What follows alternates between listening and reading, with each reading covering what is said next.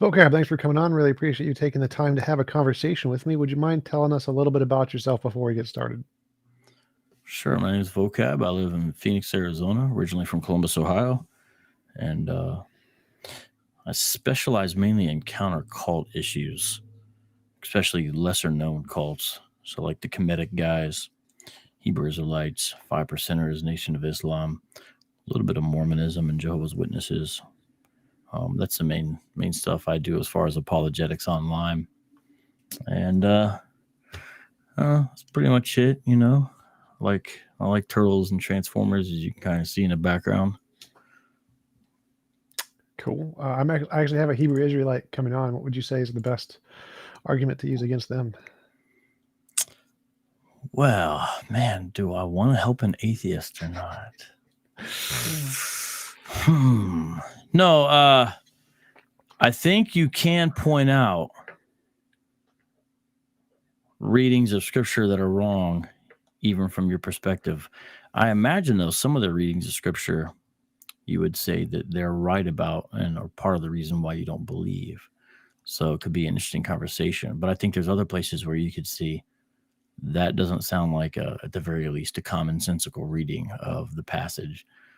But if you want to go more scientific route, questions of DNA are significant, and you got to watch what they say in regards to DNA. They usually make a lot of claims that can't be justified, or they just write it off entirely, which I think also can be shown. Why are you doing that? And then also views of alternative history that they'll put forth. So you just kind of listen what they say, because the claims are across many disciplines frequently. So it should be an interesting conversation. Do you know who the guy is? I saw his name. It's another guy. Jeff set up. Jeff sets up all my debates. He does all the real work here. I just kind of show up and talk. But Must be nice. Yeah, it's very nice. Well, I'd be curious to see who it is. If you think sometimes Christians don't understand atheists, just wait till you deal with a Hebrew Israelite. I think they really don't understand atheists. Warrior of Yahweh, Warriors of Yahweh is probably Yahweh is probably what it meant. Yahweh is a contrived pronunciation of the divine name, and so they use non-standard Hebrew. So that probably means you're dealing with a one Wester if they use that language, which is called Lashawan Kodash. And so with that, you could even ask them how they derive their system of Hebrew, because it's ahistorical, you know. But yeah, Yahweh is their version of the divine name, but it has no basis in history, you know. Even Jehovah, which is sort of an Germanicization or whatever, is Jehovah's better than Yahweh in some ways, because at least we know where the mistake comes from. But anyways. Gotcha. That's good advice. I'll check out those things, do some Googling, see if I can use those against him. Yeah, let's see. You can ask him, what do you think God's going to do with you based upon who your father is? Because it may be condemn you to slavery for 1,000 years until you're wiped out of existence. Cool. I'll check it out. But topic for today is Christianity true? I think that was the topic. Yes. So I'm an atheist. I have good answer. It is not. The discussion's over. Is Christianity true? Yes. Take that clip right there. Oh, you're supposed to be taking the no position. I take the yes position. That's how this works. It's like a pseudo debate kind of thing. I've done that before in regards to Islam and some other stuff. It's fun. Me as well. I've done one with Christianity with Samuel Nassan. He was the atheist. I was the Christian. Wonder how that went. It was very interesting. Very interesting. But so tell me your position. Is Christianity true? Well, I mean, I guess it depends how we define Christianity. But as a general thing, I'll just say, yeah.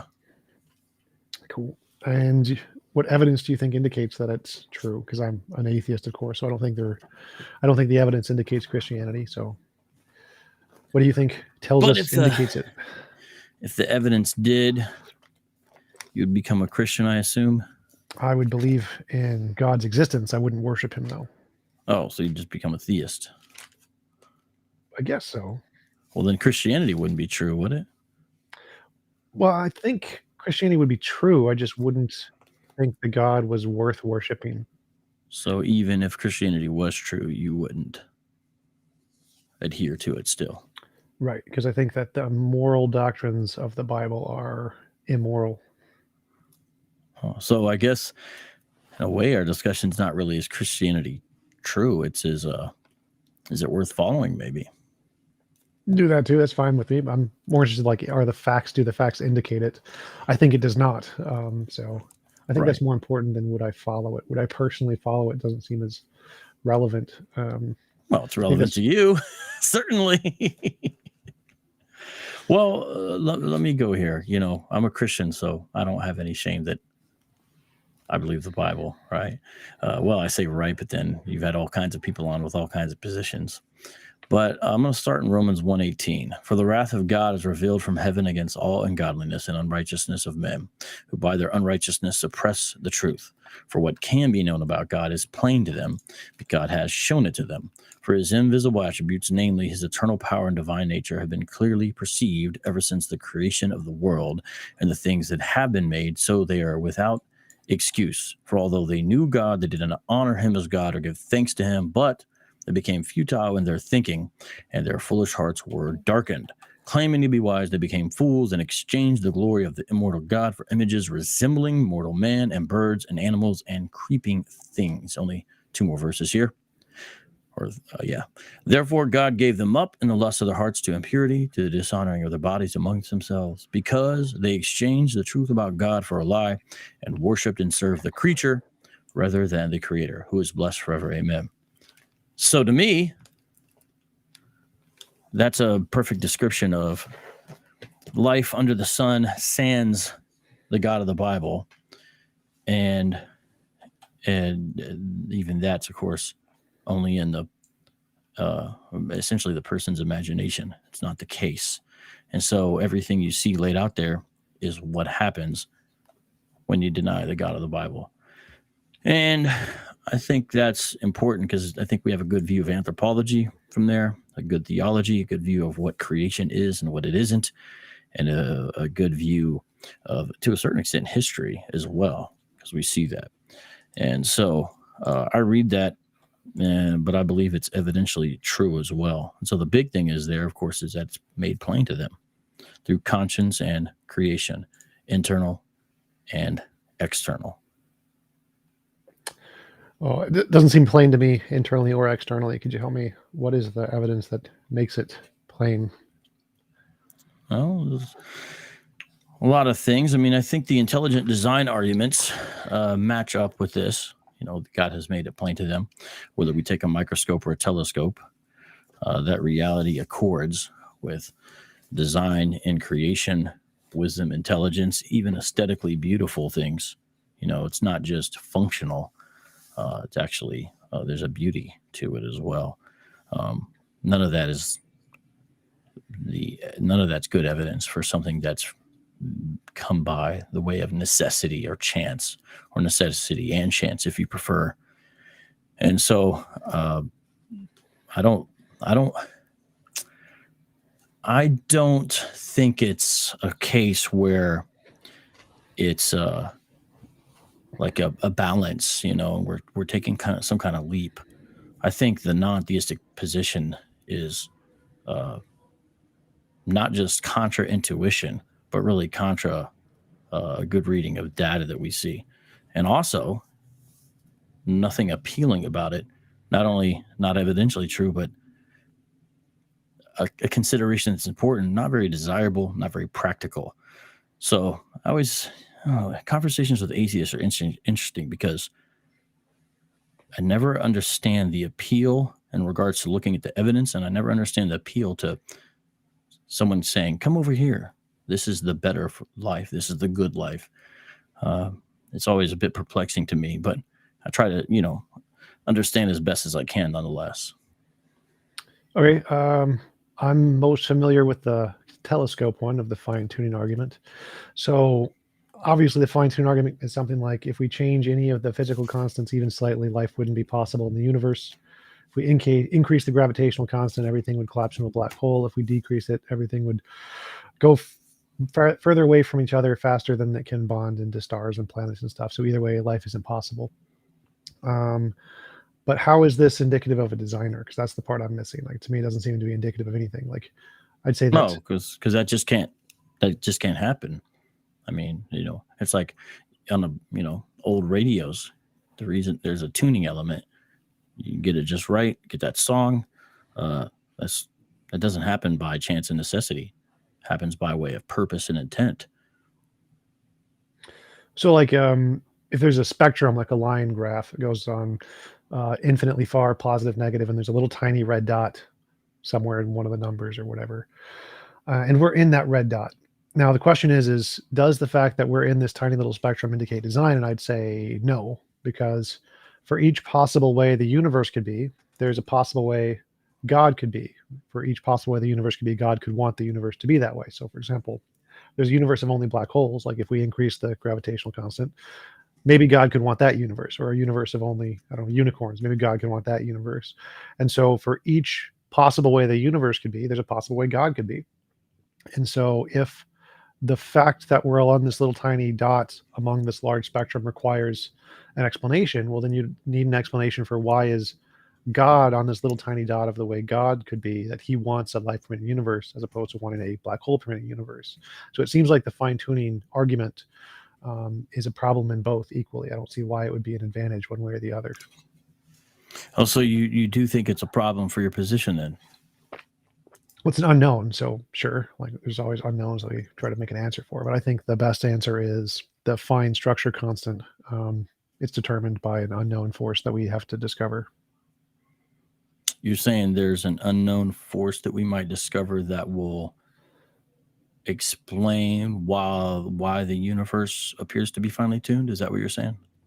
Yeah, like all the different constants have relations between them, and those relations are described by the fine structure constant, and the fine structure constant could be caused by an undiscovered law of physics, and that would explain all of the different combinations of constants.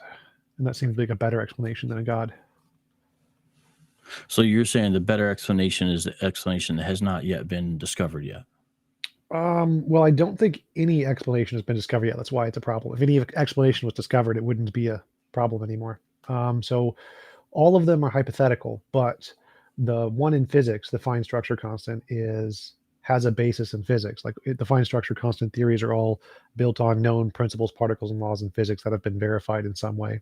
It's just a new combination of the verified stuff. Whereas like a God hypothesis would be a combination of properties that haven't been discovered in physics: omniscience, omnibenevolence, all the different omnis, whatever, outside of space and time, minds that can exist without changes or whatever properties you want to describe a God with. None of those exist in the field of physics, but all of the properties of the fine structure constant do exist in physics. All the properties of the multiverse exist in physics. Those all have evidence, and so those would be better than a God. In the same way as, like, if we saw a footprint in the snow or hoof print in the snow, you'd say it's probably a horse that did that, because we have prior evidence horses exist, even though we don't see a horse anywhere. And that would be better than saying a unicorn, because we have no prior evidence of unicorns. So I'd say that's why the necessity or chance options are better than design here. Yeah, you're right about omniscience.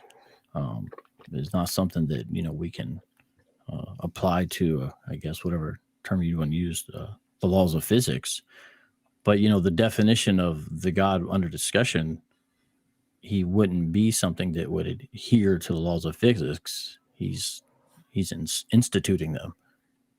So I hear what you're saying. You're right that this God can't be submitted to the laws of physics or anything like that. I'm not saying he contradicts them, but I'm saying the God under discussion is spiritual. He's mental, if you want to use that. You could even say conceptual. I'm not saying merely conceptual, but at the very least conceptual. So yeah, you're right, but we're looking for the wrong kind of explanation, I think, if we say, well, this God doesn't adhere to anything we know in physics. But why would a non-physical God be able to be categorized by physical laws, Oh, well, I agree. That's not the argument I was going for. It's Oh, more okay. that, Help me understand like, that.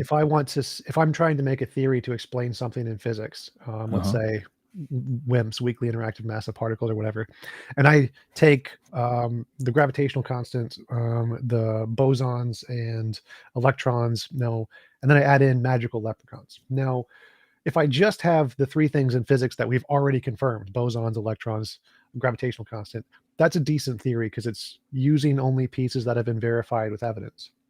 If I add in something that doesn't have any evidence, like magic leprechauns, that the theory is now a worse theory. It's bad because you've added in something that doesn't have a basis in evidence.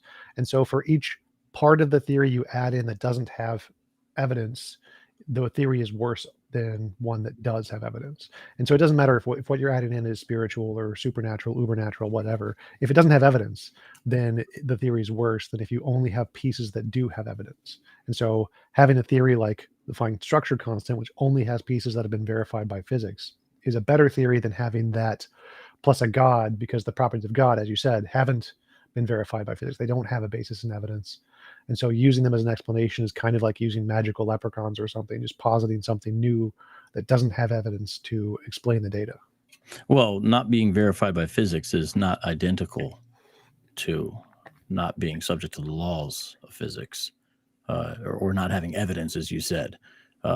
It's true that we wouldn't expect a non-physical God to be bound or explained by the laws of physics, especially if he's instituting them, which, note, people don't like it, but that's an explanation. The explanation I hear you giving forward is there will be some forthcoming explanation to explain these things that we haven't discovered yet, but we know it will be better than God. That's what I hear. So you can see why it's not all that convincing when we say, well, this God is capable. He's not spatial, so he's not bound by any of these physical constants himself, and yet he's omniscient and all powerful, so he has the ability to create them. Very different than other A and E gods, for example. There's not candidates like this as far as when you talk about Yahweh. And as far as these constants, I mean, that's a massive question in itself. We're assuming, there are these constants, they're uniform. Well, why is that? Why is it that these things are constant? There's really, on atheism, I've never seen any good explanation where we can say this is constant because this is uniform because. I've just heard most people basically say, well, that's how it is, or that's all we've ever seen, but I've never heard, why is it constant? Why is it uniform? Christians have an answer, right?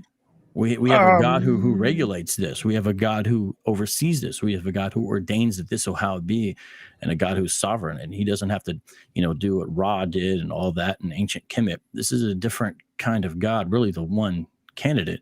I've just never understood on atheism why we just assume things are constant or regular. Why is that? Because you would admit that they are. The uniformity of nature would be something I imagine you would say is true, correct? No. Some of them No. are. Like the gravity's changed. Gravity was repulsive at the end of the universe, so the laws of physics have changed. But the explanation on atheism, why some of them are constant, is essentially like a Hoberman sphere. Hoberman sphere is it's a ball that you like grab two ends and it like grows in every direction as you pull it and close it. Little kid's toy. If all of the laws are the ones that are constant are interconnected, then any change to one will necessitate a change to another. So like we discovered that the weak and the electromagnetic force are the same force. If you change one, that you change the other, because at high enough temperatures they fuse into a single force. So they can't be different because they're the same force.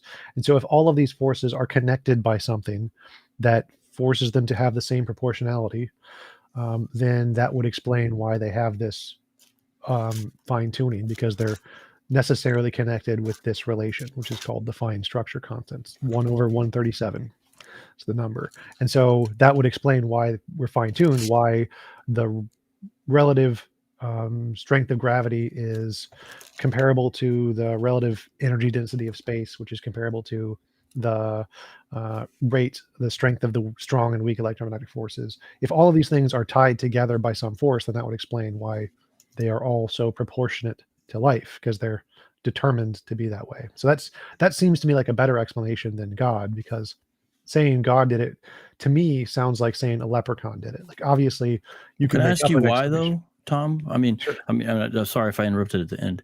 no problem. I understand what I'm trying to track here and all that, but honestly, why is it that saying the God of the Bible did it is like saying leprechaun did it? Let's just take that serious for a second. Hmm. So leprechaun is a contingent being.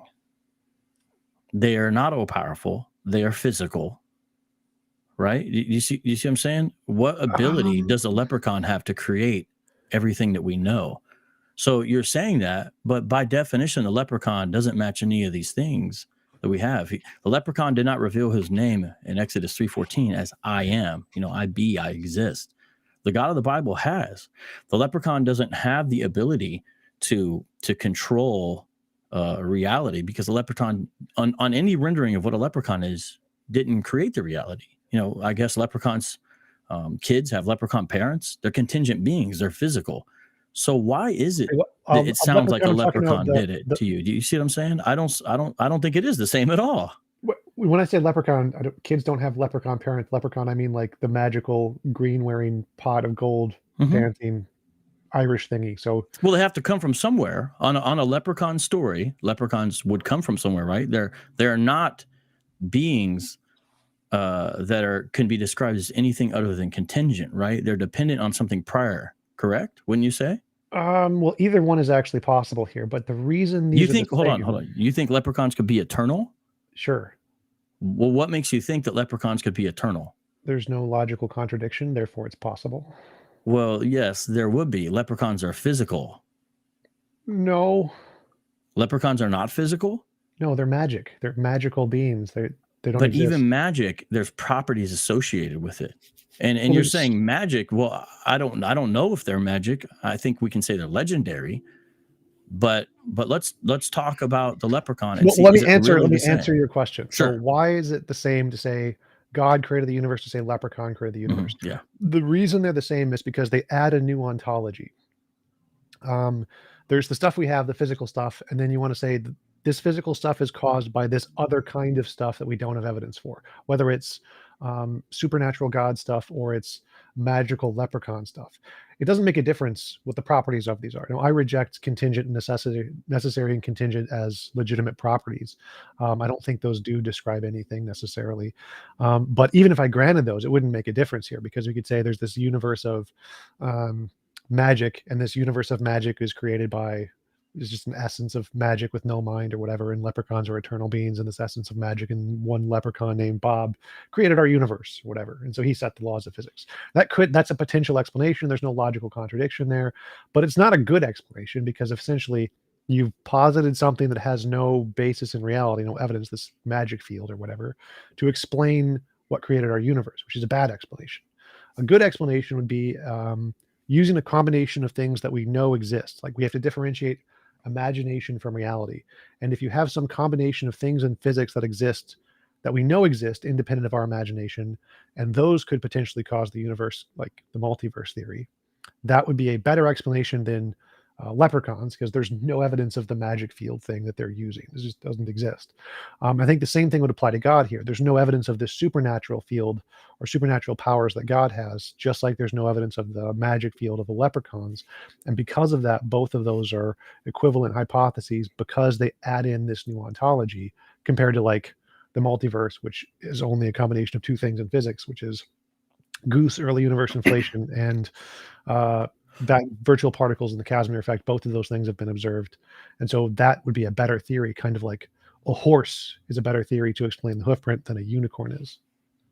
Okay, so I'm looking at the live chat, and I'm not saying that you, Tom, are making the same mistake as the live chat, but some of the Always people, ignore the chat. Always ignore the chat. well, because you get a sense of where your audience is at.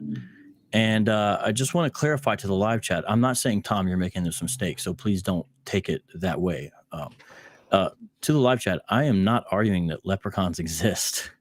I am not arguing that. What I'm saying is, if leprechauns existed, since that was his example he gave, let's ask what their properties would be. and then ask if it really is the same thing to say that leprechauns created everything as the God of the Bible. I was taking what he said seriously. I do not believe that leprechauns exist. That's not what I was saying. I just accepted it for the sake of the argument. Yeah, and honestly, Tom, so like you've talked to a lot of people, and I've never understood the kind of casual statements that guys like you make, and I appreciate a lot what you do. So please don't take it in a certain kind of way, because I don't mean it, and it comes kind of secretly diss, where they make these after all these conversations with all kinds of people, they're still willing to say something that it just. I guess it seems beneath the nature of the discussion or the argument, or perhaps even you, where you say, well, yeah, saying the God of the Bible is the same thing as saying a leprechaun made everything. But, even in your explanation you just gave, you said, yeah, so this leprechaun for no reason out of magic created everything from nothing. Well, so on a personal deity that we hold to as Christians, we have a reason for why things could even start. The deity who is personal can make a decision in time and space to act. Not only has the capacity to decide, but has the ability to then enact his will. This is by definition of the God of the Bible.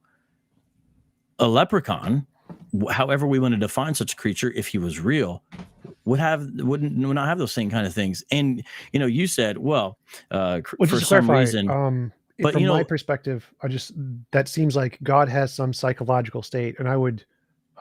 By the definition of a leprechaun, it would also have some psychological state with motivations. And so I'd say they'll be the same between the two. So God has a motivation to create the universe. And I'd say the leprechaun also has some motivation to create the universe too. So I wouldn't say that would be a difference. I got you a couple fascinating things in there that you just said. One is a psychological state. I agree that that's a requirement to get this thing jumped off. Otherwise, why does it ever jump off? Especially if it extends infinitely into the past. I think that's actually required. Let me just put this out there. The leprechaun has more explanatory power than nothing. And what I find atheists giving most people is nothing. It's nothing extended way back, and then they do things like redefine nothing. And I don't know exactly where you land on this. I don't think a leprechaun has explanatory power, but it does have more explanatory power than nothing for no reason equals everything.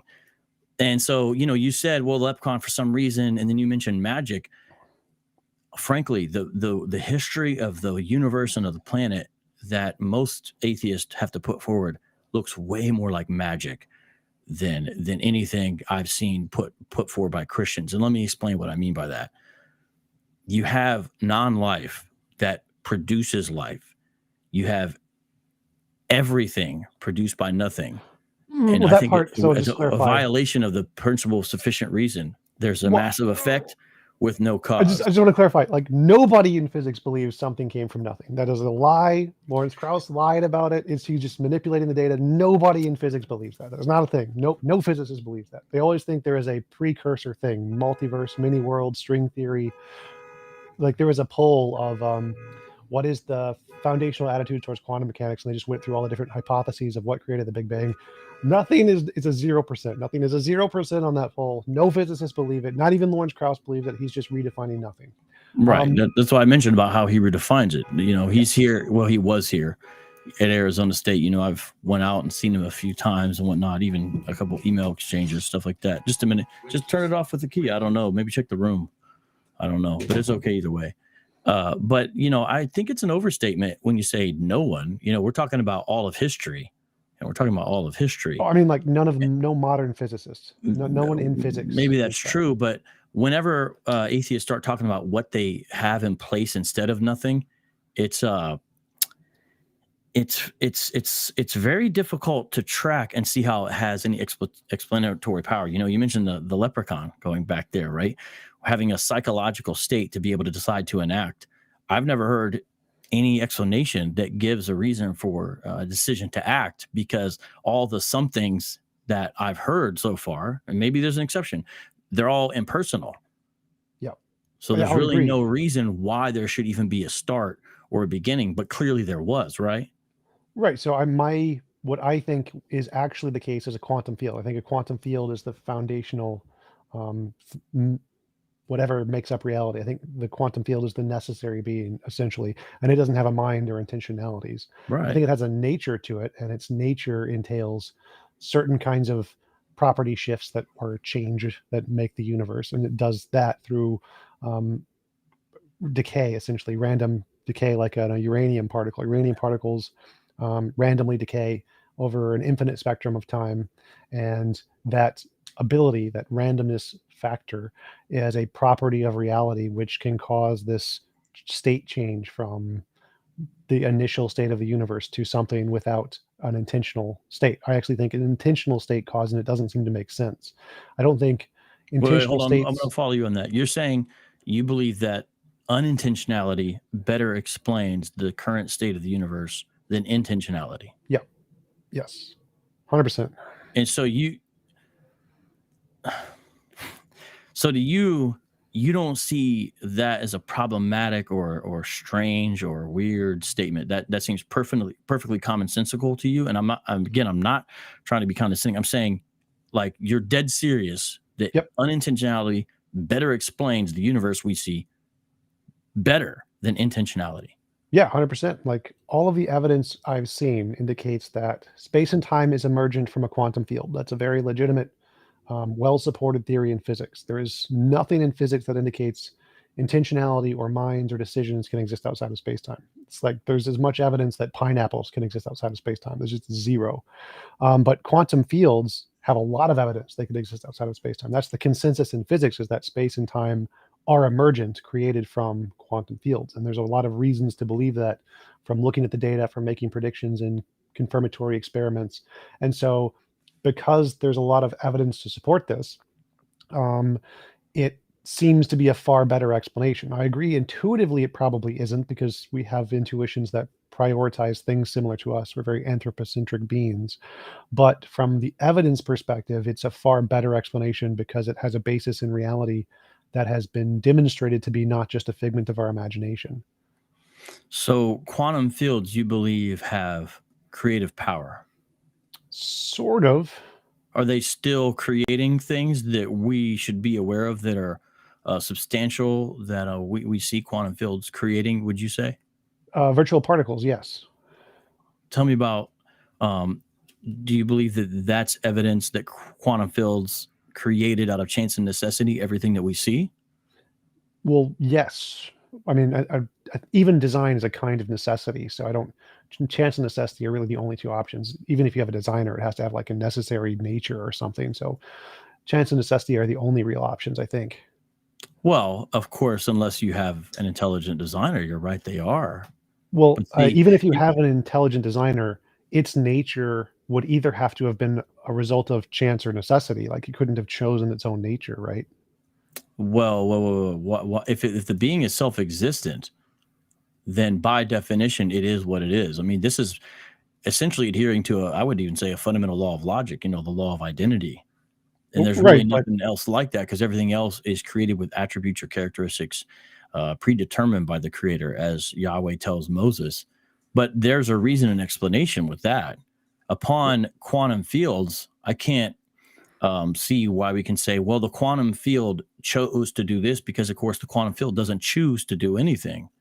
well, just to clarify, so if God has a nature to him, like A equals A, like you said, that's necessary, right? You'd say that couldn't be otherwise. I think I do agree with that. I'm not trying to enter. I think what you're saying there, I think we agree there, but go ahead. Right, right. So there's only two options. Either God's nature was like a random thing, or it was a necessary thing. And Right. so I think it has to be either random or necessary. Fundamentally, as the final explanation of everything, has to be one of those two. Right. We got a boring single father to the live chat. In a way, I appreciate it. Someone's giving me my bio. They're not a big fan of me. I can tell, obviously, by their comments, but I don't mind at all. It's interesting live chat there. They pay the bills, so I let them rage. yeah, I got you. Well, let me bring it back. Tom, I am a Bible guy. Okay, so I don't try to hide behind that, and I understand that's not going to endear me to your live chat, but I'm okay with that. And not because I dislike them or anything, just because I do. People would disagree, but I care about truth, so I want to point back to the basis, and I don't deny that this is the basis.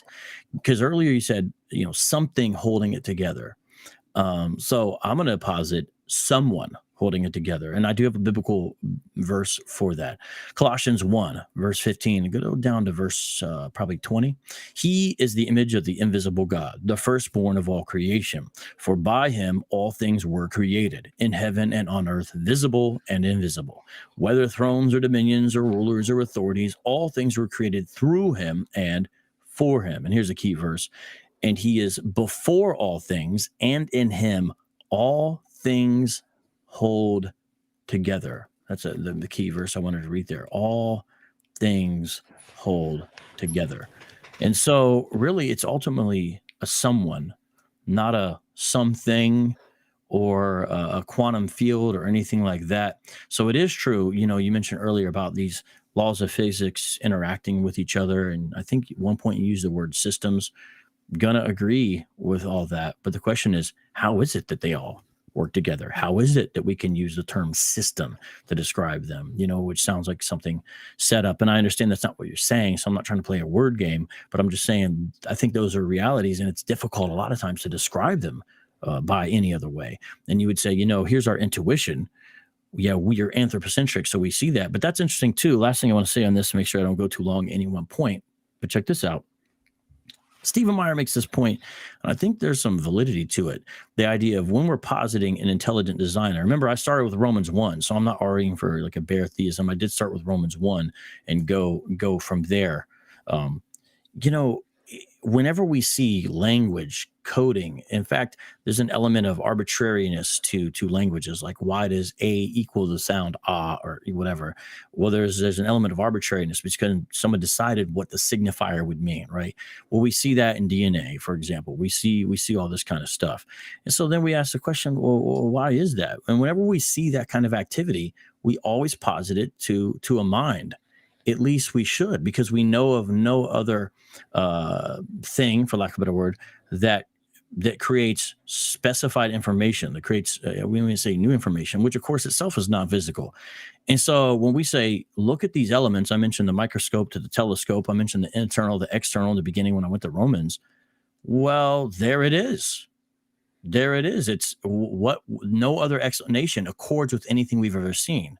We don't have any examples of, well, this thing generated information. Now, that's different than carrying information. I understand we could talk about DNA and vehicles information, but the actual origination of the information, purely abstract, purely mental, not even physical. Even information is carried by physical elements, but it's not even physical. And so it's not a stretch. In fact, it accords with what we actually know. You see design, you recognize a designer. You see language, you recognize thought behind it, because in layman's terms, language is the skin on our thoughts. You recognize those things. And all these other explanations people give, they end up sounding like something so far outside of our experience. Quantum fields creating things inadvertently, and no intentionality behind what looks to be the most intentional systems known to man, because they're sitting there latent. We discover them later, and then we're still trying to figure them out. So it's not just intuitions; it is evidence. It is evidence. When I say why I don't hold to atheism. Well, so I'd kind of agree if that was the case. If what you were saying was true, then it would be evidence. Like if we saw abstract representations of information like a blueprint, and that blueprint was then turned into a physical object in a non-physically determined way, then yeah, I'd consider that evidence. But all like information in DNA is physical information. It's from a paper, Shannon Information Theory in 1954. Information is a product of a stochastic system. Stochastic is random. So all of the information described in DNA, which is the consensus among everybody in biology, is completely physical, completely deterministic. There's no abstractions there. It's all just physical determined things that are going from the ATCG to the codons to the proteins to the DNA. All that stuff is physically determined, like crystals are physically determined. So none of that is abstract information, which is the consensus among pretty much 99 something % of experts in the field. It's very, very well agreed upon. So if your interpretation of the data was correct, I would admit that it's evidence, but I don't think it is from my understanding of the field. But I wanted to go back to my could I ask one question? When you said information Sure. is physical, Yep. What did you mean by information is physical?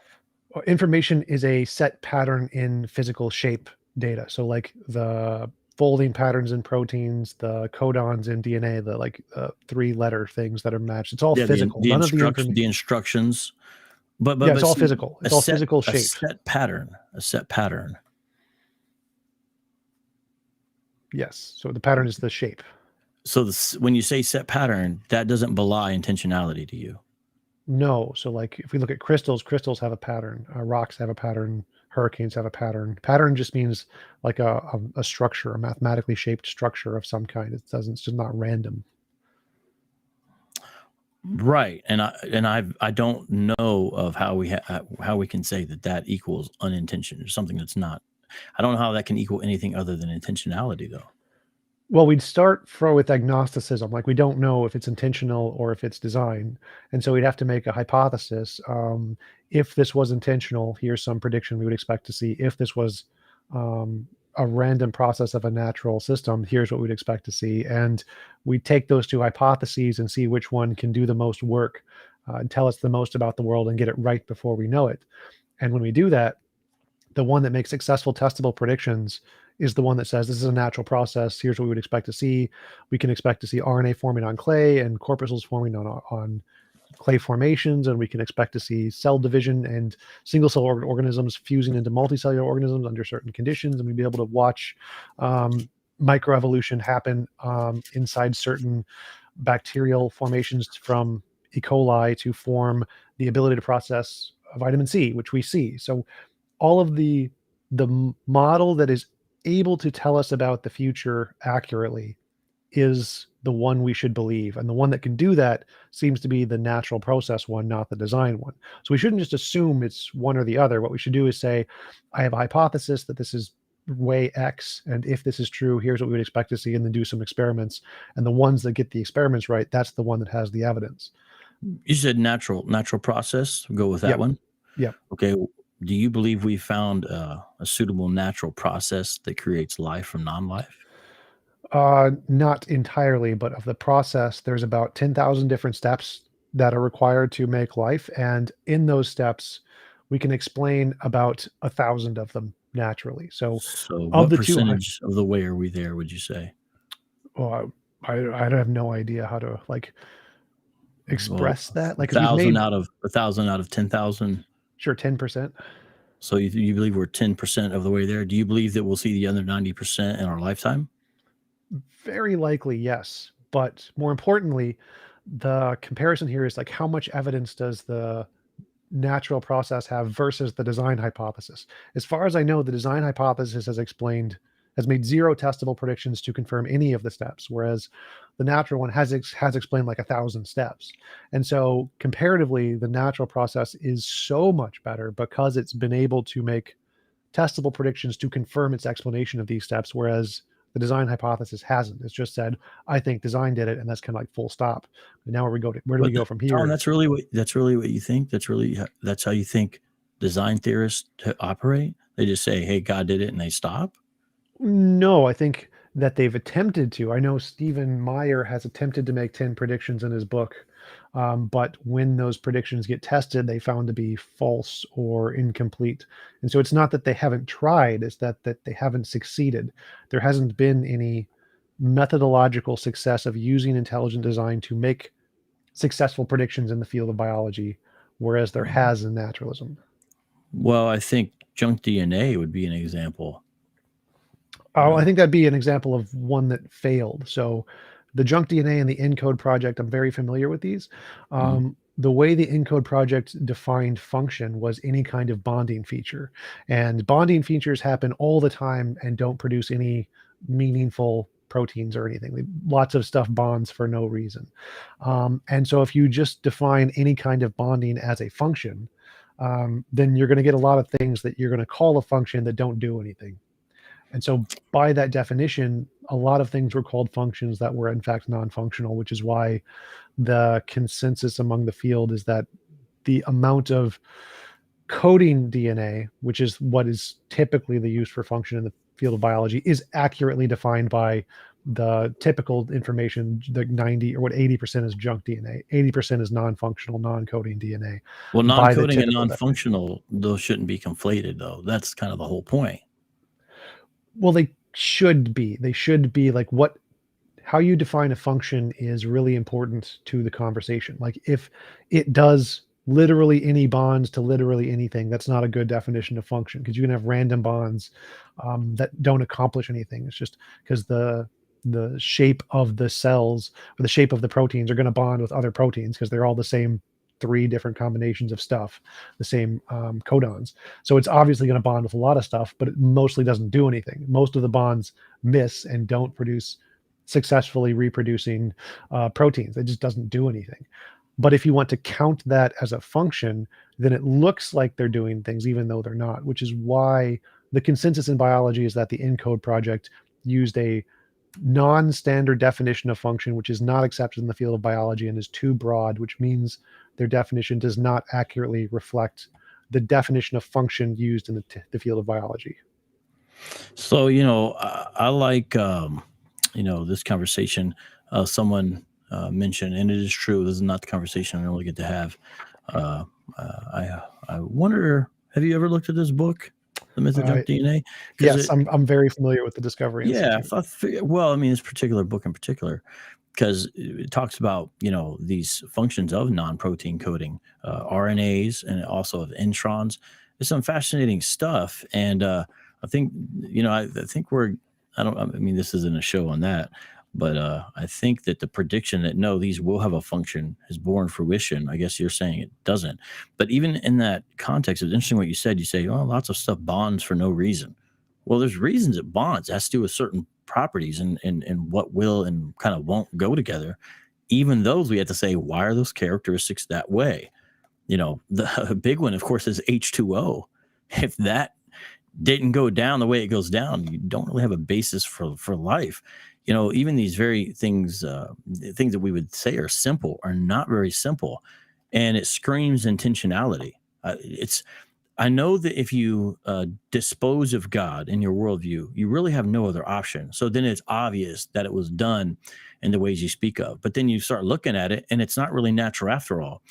We don't see examples of language without intentionality. We don't see even examples, I would say, of some of the aesthetic beauty that we see, even down at the DNA level. There's the elegance. And I do like what Meyer says, the signature in the cell. And that's an interesting title in a lot of ways. So I think, that's an evidential thing.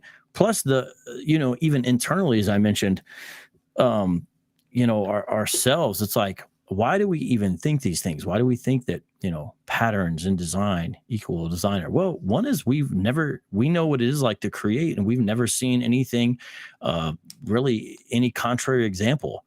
We have not seen contrary examples. Every time something is posited, it simply doesn't have the explanatory power.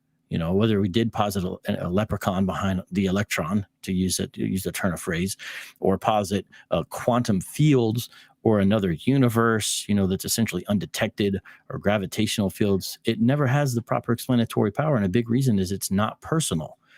And so I've never understood why people think we can get personality, to use kind of a vague definition there, from non-personal elements. And that's why I understand atheists are like, man, this God thing doesn't appeal to me, X, Y, Z. I don't know about other Christians, but I feel very similar.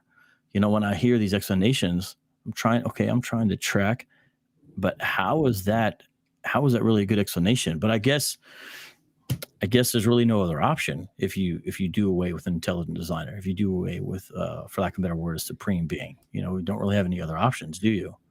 Well, we do. You can say aliens did it. We can have design without a God, but I think the reason we go with this one is because it has the most evidence, not because there's no other option. I think that even if something seems intuitively challenging and hard to believe, if it has the most evidence, you should go with that position, even if it's hard to understand. So whatever position can make novel testable predictions and use the hypothesis to accurately give us information about the future before we know it, and it gets it right significantly more than any other option, We That's the don't thing you got to we go don't with. agree on that. I don't agree with that at all. I don't know Which part? why you think that. Making these testable predictions. I mean, what in our experience or what in science tells us that you're going to be able to get life from non-life? What tells us that you're going to be able to get ordered systems from non-order? You may not say nothing, but there's no intentionality in any of the things that you're positing. That's not just hard to understand. That's impossible to believe. There's no Well, reason we should believe that we see design without a designer, order without someone putting an order, patterns without someone setting the pattern, language without an intellect behind it, and a speaker, for lack of a better word, activity without decision. There's no reason why we should think any of those things. Those are all not just counterintuitive; they're contra to what we see demonstrated. We don't see these kinds of things. That's why you have to posit some unknown thing, maybe aliens. Well, that could be evidence. Well, who, where, when, why, there's no good evidence for that, of course, but it has to be something like that. It has to be some process we don't replicate. Otherwise, we could make life from non-life. well, we do see those things like in chemistry. Chemistry is all patterns and information and Yes. language without, Yeah. and it's not because this is before life. This is non-living chemical materials, and that stuff. Most theists agree is also naturally occurring, and so we don't need a designer to have systems or language or patterns or complex systems that are based on No, folds no, and no, shapes and things. no. But Um, a theist is not saying that those things are in place, accidental or random. So you're saying they're natural. Yes, they occur in nature, no doubt. But the question is, why? Let's right. go back to the Bible again. Let me give you a verse for that. Oh, Hebrews chapter 1. I do It's want to only, say, it's be only respectful of your time really quick. You said 45 minutes or like the 50-minute mark, so I just wanted to like let you know. Yes. Okay. So last verse, and then I'll let you finish with whatever you have. Long ago, at many times and in many ways, God spoke to our fathers by the prophets, but in these last days, He has spoken to us by His Son, whom He appointed the heir of all things, through whom also He created the world. He is the radiance of the glory of God and the exact imprint of His nature, and He upholds the universe by the word of His power. So again, what I'm trying to represent there is what Scripture says, and I believe what accords with not only our intuitions but reality. And that's the final thing I have to say. I'm willing to let you have any kind of last word, unless this would be the one exception. If we could briefly interact with some of these live chat comments, Oh I yeah, would. absolutely. I could But definitely extend a little bit of time for that for because sure, you're chill, you're cool, which I totally appreciate. But bro, your fans, they send me money. But I do they want to make a summary. Like, so I think the atheist position is best defined by the fact that we are only allowed to accept hypotheses that have novel testable predictions. If it doesn't have novel testable predictions, it's always going to be seen as worse. And so in the case of quantum fields, we have those. We have the Casimir effect. It's a thing we can test and view in a lab and confirm it exists. Quantum fields create virtual particles. And we don't have that for miracles, magic, mythical creatures, paranormal, supernatural, UFOs. So all of those are out until they make testable predictions, are always going to be worse from the atheist perspective because they lack that kind of demonstrable evidence that quantum fields have. So no matter how strange quantum fields may seem, because they have evidence, they're going to be better, which is why we think that's a better explanation of the origin of the universe than a god.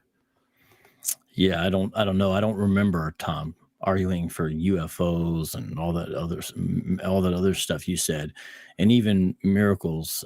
Even by definition, are not to be identified with the same thing as magic. So those other things, interesting. I don't know why you threw those in there because I'm not caping for those. But okay, I hear Well, you. that was again because I was trying to say from the atheist perspective, all things that posit a new ontology that doesn't have evidence are the same. So magic and God and leprechauns, new ontology, no evidence. So from our perspective, they're the same. Right. Well, I quoted a couple Bible verses for y'all.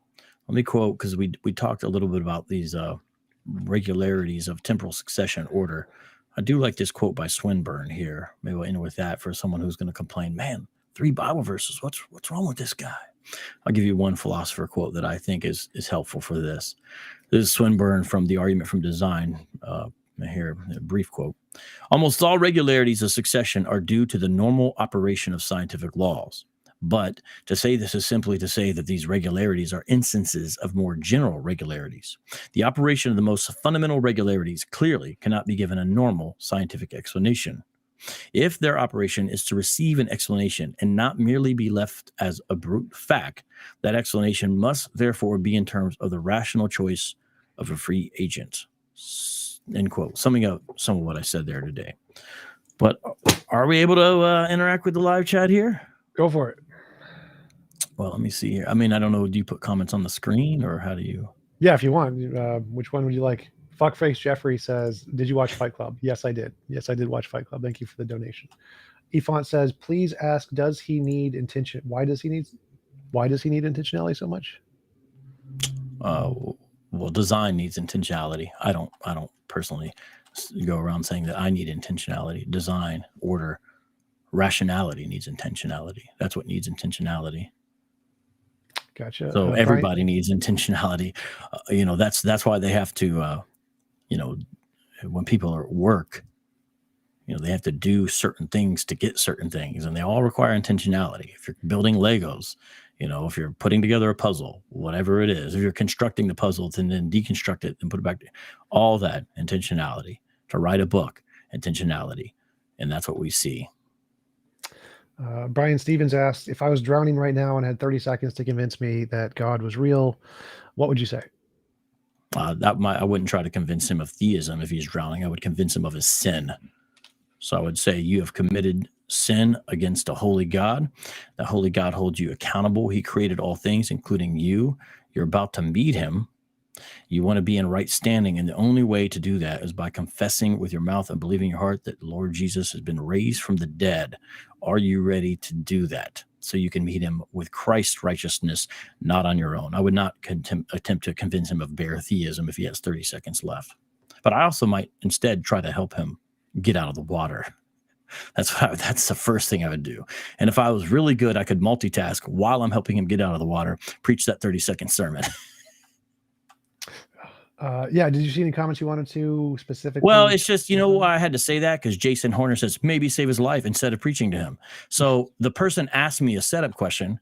If he had 30 seconds, what would you say to him? I give the answer, but then I have to say I would try to save his life because folks don't believe in because Jason, that's what he asked me. So that's why I responded to that. I just people. We're never going to get very far, and I don't know if people are interested in getting far in civility and all that kind of stuff. If people always assume the worst intentions and read everything the most kind of ill way and this kind of thing, but this is what we have. But we live in a society together.